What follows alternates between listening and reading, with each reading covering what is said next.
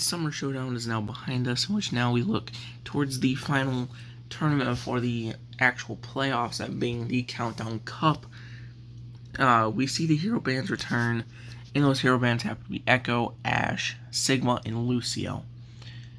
While Sigma may not be that big of a loss for most teams, Echo, Ashe, and Lucio are, especially for North America, as Ashe and Lucio are two of the most popular heroes, as well as Echo.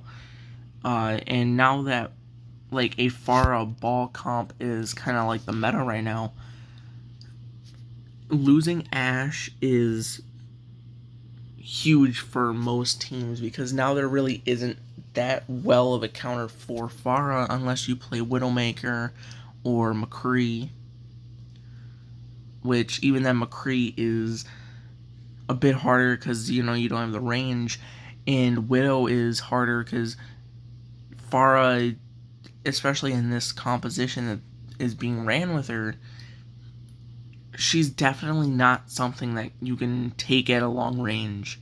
Pharah is a lot more aggressive in this team composition, which makes it a lot harder for her to die, because she's so aggressive with the Mercy attached.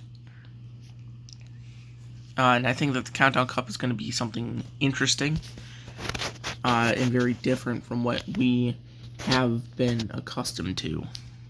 The first match to open the weekend is the Dallas Fuel against Paris Eternal. Dallas has definitely a strong grip on most metas, but I feel like a ball meta is something that they couldn't figure out, and I don't think that they will really figure it out. I think they're just going to do their own thing, and I think it's going to work. I do think they're going to play Pharah. I don't think they're going to play Wrecking Ball, though.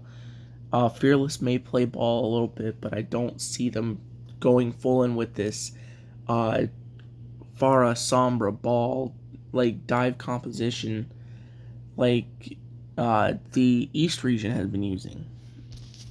And I think that Paris is not going to be able to get that grip on the meta like a lot of teams will, which will cause them to definitely fall pretty hard for this tournament. And it might even cost them their chance in the playoffs. But next, we have the Houston Outlaws and the Washington Justice. The Outlaws have a really strong ball player in Dreamer, and they also have a really strong Pharah player in Dante, as well as a Sombra player in Happy. So I don't think that this team's going to really do all that bad. I think Houston's going to be really strong. While the Justice, they have way too many hit scans, and I don't think that they're going to be able to really play this composition that well, because Decay doesn't really play Sombra. Jerry only plays McCree. And Stitch doesn't really play much there either that could really aid them. So then you just have Assassin playing on the Pharah. And it's not really, I don't think it's going to go very well for them. I think they're going to do okay, but I don't think that they are going to be a top tier team like they were shown to be many times before. Saturday's matches, you have the Boston Uprising and the Paris Eternal. I do think it's going to go map 5, because I don't think either team is going to be very strong. So I do think that's going to be a pretty slow match, pretty boring match. But I do think that the Boston Uprising are going to get the upper hand against the Paris Eternal, solely for the fact that they have better specialists. They have a better Zen player if they are going to play this ball composition in Yunbong, as well as a good just general players in Valentine, Gable C, and even Stand 1. He's definitely not that bad of a main tank. He's definitely in the upper half of them, I feel, just in kind of quality.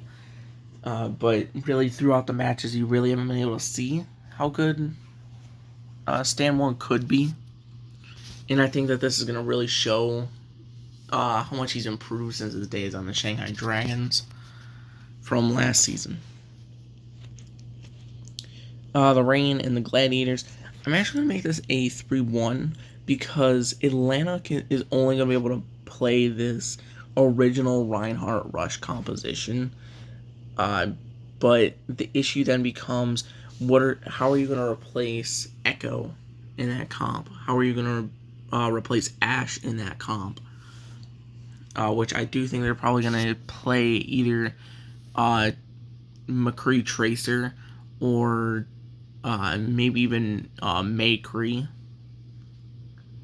But I don't think Atlanta is really going to be able to get onto this meta because they are known for playing defensively, and this is a metagame where passivity and defensiveness is a huge weakness on a team. And I think that that's where Atlanta's really going to fall and probably even get knocked out of the playoffs. The Dallas Fuel and the Shock, this might come to a surprise as Shock really hasn't been doing all that well, and Dallas has been. But what you really got to think is Shock has Nero, one of the best Pharah players in NA. You also have Smurf, one of the best ball players in NA, as well as Super, a player who has improved a lot on ball. And then you also have Ons, who has still been a pretty good Sombra, or even Glister, who is a really good Tracer. They have the fundamentals for the team down. It's just a matter of, will Shock be able to do what the East region has done? And if they do, I do think that the Shock will become a massive top tier threat in the Countdown Cup. Heading into the East region now, you have the Spark and the Dynasty. I don't really know, I say this every time, but I don't really know much about the East region. It's just kind of personal preference and just kind of history. Seoul is well known for being pretty poor in the beginning weeks of the tournament, and I think that's just gonna be how it is. And the Spark are gonna pick up a victory against the Dynasty. Nixel and Valiant, not much to really say here. It's the LA Valiant. Nixel, I don't think is gonna have much of an issue. But what I do think Nixel has potential here. They do have good compositions. They do have good players. And I'm really excited to see how well they do because they have Jonak on Zen, as well as the rest of the team just being pretty good at the rest of the comps that they need to. And I do think that they're going to be able to pick up this ball composition and actually play it really well, like most of the East. And I'm excited to see Nixel play, just in general. The Fusion and the Dragons. The Fusion do have good players and good players in the roles that they need to. But what the issue with them is going to be is Shanghai is just so dominant in this meta. I don't see any other team really being able to beat them this tournament. And if they do, it's going to be like a very close game. It might be Chengdu who do it. But other than that, I don't see Fusion. Fusion might get a point. That's about as far as I can get with that. But I do think that Shanghai are going to win every match that they have this tournament. Moving on to Sunday, Seoul versus the Valiant. I am also going to make this a 3-1 because, like I have said, Seoul has not done that well during the beginning weeks, and sure, it is the LA Valiant, a team who has yet to pick up a victory, and have only taken 2 maps off of teams, or 2 maps in general, not just 2 maps off of a team. But the Dynasty are very easily going to win this game, but I do think they are going to lose a map. Shanghai and Nixel, not really much to say other than the fact that Shanghai is easily going to be the most dominant team this tournament, and I feel like the only team that might be able to contest that is the Shock, weirdly enough. Maybe Houston, but other than that, I do think the Shock are definitely going to be the only ones to be able to contest Shanghai, but we'll be able to see that later on. And then, finally, you have the Spark against the Fusion.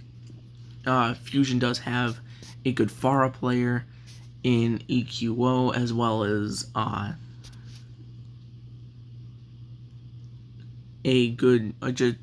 generally a good team in general with a lot of good synergy, which I think is going to be what will send Fusion to be a pretty close competitor here. They're definitely not going to be a top tier team because I don't think they're going to be able to pick up ball as well as other teams in the East region.